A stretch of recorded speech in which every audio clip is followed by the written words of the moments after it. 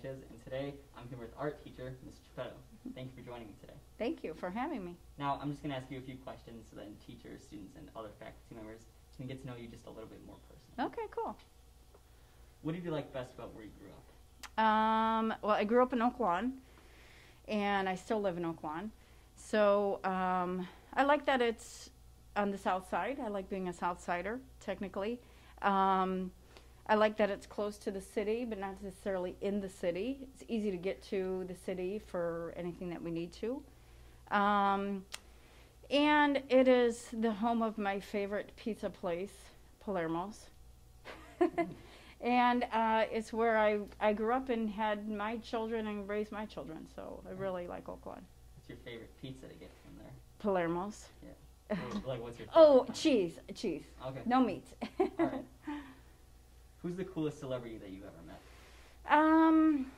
Well, I haven't really met a lot of celebrities, but I would have to say Dwayne Wade, who went to Richards High School, where my husband teaches and used to coach basketball. And so my husband knew him, his family, so we have been able to be around them a little bit more.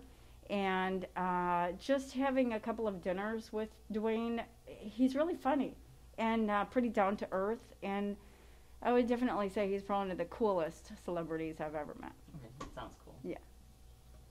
What advice do you have for working at Mount Carmel? You definitely have to have a sense of humor.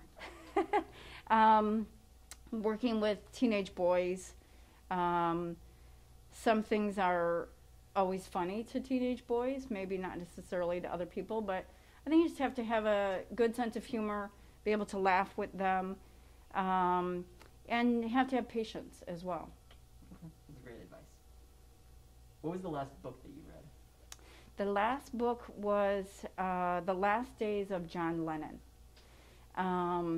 It is about... It really was supposed to be, I think it was supposed to be about the person that killed John Lennon.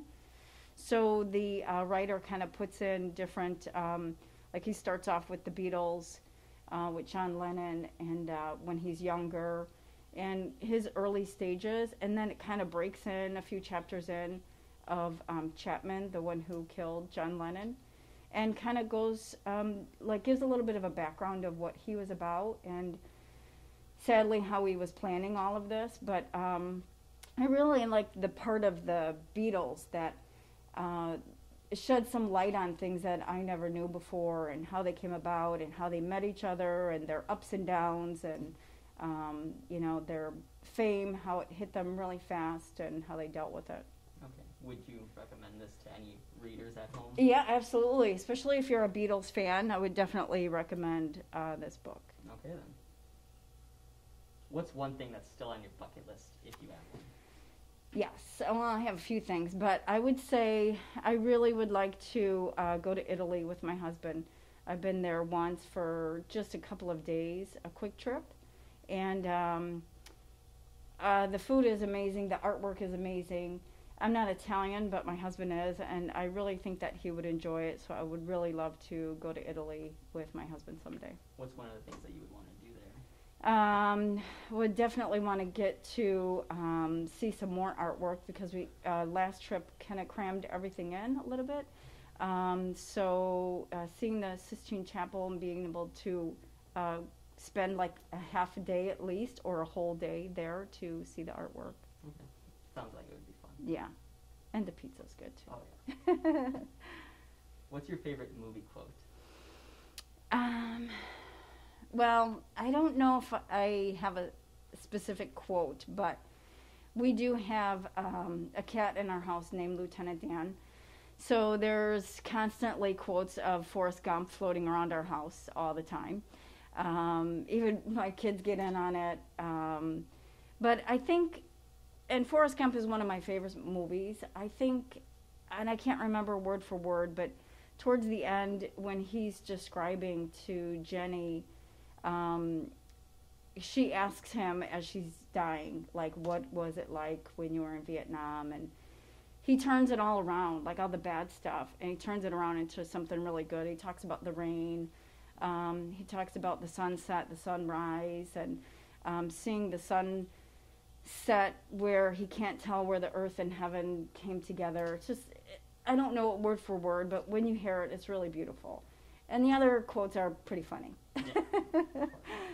Great movie, though. Yeah. What an odd name, but still great name. Yes, right, Lieutenant Dan.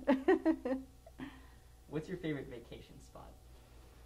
And as I've said, I've been to Italy, but a vacation to me is a place where you don't have to do any work. It doesn't involve a lot of effort. So I would have to say Fort Walton Beach, Florida. My family has been going to this one spot for 50 years now. Cousins, aunts, uncles.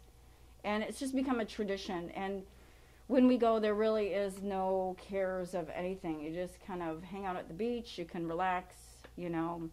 That's a definite vacation spot. What's your favorite thing to do there? Nothing. Sit on the beach and do nothing. Yes, that's a great thing to do. Yes, yes. If you could have a meal with anyone, fictional, dead, alive, famous or not, who would it be? I know that you would probably expect me to say like Vincent van Gogh or something, an artist, but I think it would be Russell Brand. He's, I just love him. He is, I know some people think he's kind of crazy, but a little bit hippie-ish, very spiritual, very much into yoga. So originally started to become interested or following him on social media because of the yoga and the spirituality part. But he does talk about politics a lot. And he's not hardcore. He's kind of funny the way he talks about politics and just sheds some lights to give different perspective on politics. So, and he's great to listen to, his voice, and Yes. yeah, he's funny. So I think I would love to have a meal with him. That would be fun. That would be an interesting meal. Yeah. What's one thing that people would be surprised to know about you? I think not many people know, but before this job, I worked in a car dealership for a few years. I was a service manager. Kind of like my life here, was the only female in the service shop. So I learned a lot. I learned a lot about cars. I learned how to parallel park really well, learned how to back into parking spaces really well. I can change a flat tire, and I could drive a stick shift. Wow, that's very impressive. Yes. All right. What was your favorite or most interesting job before coming to work at Mount Carmel? Well, I would say that this is my favorite job. Absolutely. And I'm not just saying that, but this is absolutely my favorite job that I've had. The most interesting job I've had, besides the car dealership, was I worked 911 dispatch for 3 different towns, Darien, Burbage, and Lisle. And it was interesting, but yet it was one of the hardest jobs I ever had. And needless to say, I didn't stay there very long because there's a lot of stress. Yeah, but very interesting. Okay. What's your favorite binge-worthy TV show? I don't really watch a lot of TV. I don't watch Netflix. I don't watch any of the Netflix series or whatever everyone is talking about. I usually don't watch any of that. However, I do like to watch Sopranos. I could watch that over and over. But I really like reruns, like old sitcoms, 80s, 90s sitcoms, Friends, King of Queens, Golden Girls. Every Sunday I watch Golden Girls. So I'm more of a sitcom, like I can watch those over and over. Okay. Do you have a specific favorite show that you just love to watch? I think King of Queens is funny. That's a good one. Yeah. All right. Would you recommend our viewers watch that? Yeah, absolutely. I mean, talk about having a sense of humor. Yeah, absolutely. All right. Now the most torn question between the teachers. Who do you prefer, Cubs or Sox? Oh, Cubs for sure. Okay. Absolutely Cub fan. I was not a Cub fan until I met my husband, and he is a big Cub fan, so he's turned me into a Cub fan. Okay. Glad he could bring you into the life. Yes, yes. Do you have a favorite player? Well, I used to be a huge fan of Kyle Schwarber until he left. And so now I would have to say Ed Howard, Mount Carmel class of 2020. waiting, and can't wait to see him in that Cubs uniform. Oh yeah, I think we're all excited. Yes, absolutely. So he's my favorite. If you could learn to do anything, what would it be? Oh, I think ski. I've never skied before in my life. Only tried to ice skate a couple of times when I was younger, and just never followed through on it. But I have never skied before, and it looks like it could be fun. Hopefully not gonna hurt, but yeah, I've never tried it. It's pretty fun. I'm not great at it or anything. I've only done it once, but it's pretty fun. It looks like it would be fun. Yeah, it's one thing I never tried, never learned. Yeah. What's your favorite song or favorite band? If you don't have one? My favorite song is "Into the Mystic" by Van Morrison. My absolute all-time favorite song. But I do like a lot of different music. I like classic rock. I like hip hop. I like rap music. I like pretty much anything, even some country. But I like all types of music. All right. If you could have any superpower, what would it be? Oh, I'd have to fly. Without a doubt, because I'm always late.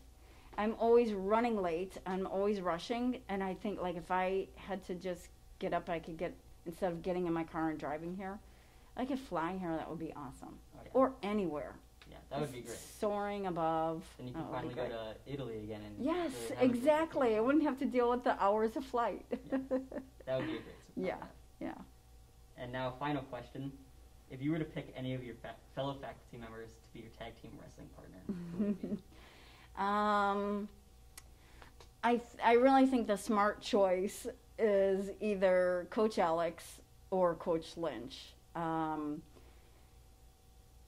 a non-violent person, so they would have to pretty much handle all of it, and I would just be like the supportive one on the side. But I think maybe Coach Lynch, he's he lives by me. He's a neighbor. I taught him when he was here at Mount Carmel, so he owes me big time, and I think he pretty much always has my back. So, and I think he could kind of take over, and I wouldn't even have to tap in. He could handle it all. Okay.